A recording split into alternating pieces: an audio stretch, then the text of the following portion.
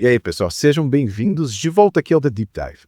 Hoje a gente vai mergulhar num tema que, para muita gente, é cheio de tradições e costumes, mas que guardam profundidade incrível. É isso aí. A gente vai explorar o verdadeiro significado da Páscoa. Isso. A gente vai destrinchar as ideias de um texto super interessante chamado A Verdadeira Páscoa Assomda.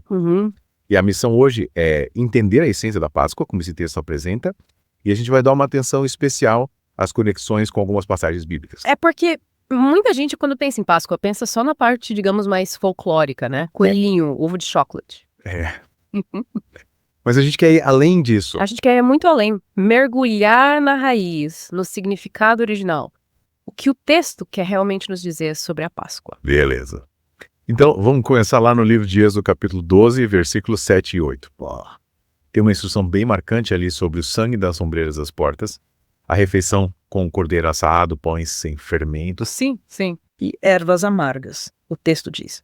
E tomarão do sangue, e poluão em ambas as ombreiras, e na verga da porta, nas casas em que o comerem. E naquela noite comerão a carne assada no fogo, com pães ázimos, com ervas amargosas a comerão. Uma imagem forte, né? Forte. E o que me chamou a atenção é como a fonte que a gente está explorando conecta essa imagem do Antigo Testamento com as palavras de Jesus no Evangelho de João. Ah, interessante. Capítulo 6, versículos 54 e 56. Quem come a minha carne e bebe o meu sangue tem a vida eterna, e eu o ressuscitarei no último dia. Quem come a minha carne e bebe o meu sangue permanece em mim e eu nele. Ah, uau! É como se o texto quisesse mostrar um elo profundo entre esses dois momentos. É isso aí. E a interpretação que o texto dá é bem direta. A verdadeira Páscoa, em essência, gira em torno desse sangue e dessas ervas amargas, representando a morte de Cristo na cruz, um sacrifício substitutivo e inclusivo. Substitutivo e inclusivo? Explica pra gente. Claro. Substitutivo porque Cristo morreu no lugar de outros, e inclusivo porque esse sacrifício se aplica a um grupo específico de pessoas. E o texto enfatiza. A salvação não vem da prática religiosa, mas da aceitação desse sacrifício de Cristo. É um ponto central. O texto coloca a fé nesse evento acima da simples adesão a rituais. E sabe o que eu achei mais interessante?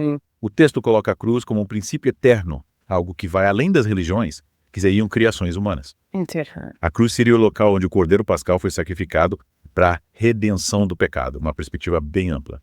E se a gente conectar isso com a visão do texto, a ideia é que, em Cristo, os que creem foram incluídos nesse evento para quê? Para que a natureza pecaminosa fosse destruída e eles participassem da ressurreição junto com ele. É uma forma de ver o sacrifício de Cristo como algo central, com consequências enormes para quem crê. Gigantesca. Agora, o texto leva a gente para uma outra dimensão temporal quando fala da Páscoa como algo que existia antes do tempo. Que legal. Ele cita Apocalipse capítulo 13, versículo 8.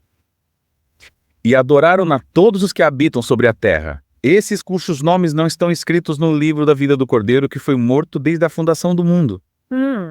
E o que isso significa? Significa que a Páscoa não foi um evento isolado na história, mas algo que já estava no plano de Deus desde antes da criação. Faz sentido. E o texto destaca uma distinção importante.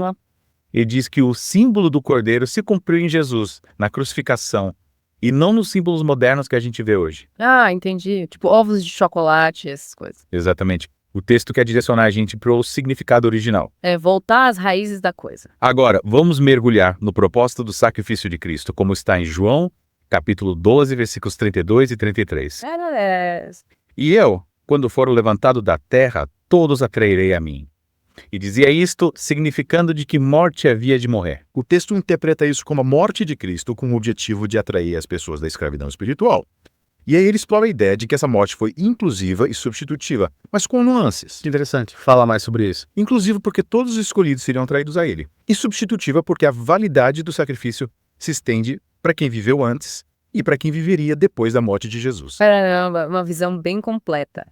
E o texto faz uma distinção curiosa entre o Jesus histórico, o homem que viveu aqui na Terra, e o Cristo eterno. Como ele substituiu o pecador de forma física.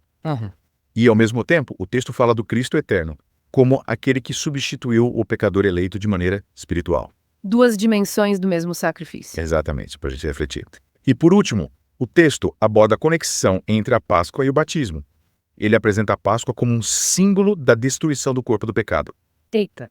E ele usa Romanos, capítulo 6, versículos de 1 a 7, e o versículo 11 para fundamentar essa ideia. O que esses versículos dizem? Neles, a gente encontra a ideia de que morremos por pecado pelo batismo na morte de Cristo, e que fomos ressuscitados com ele para uma nova vida.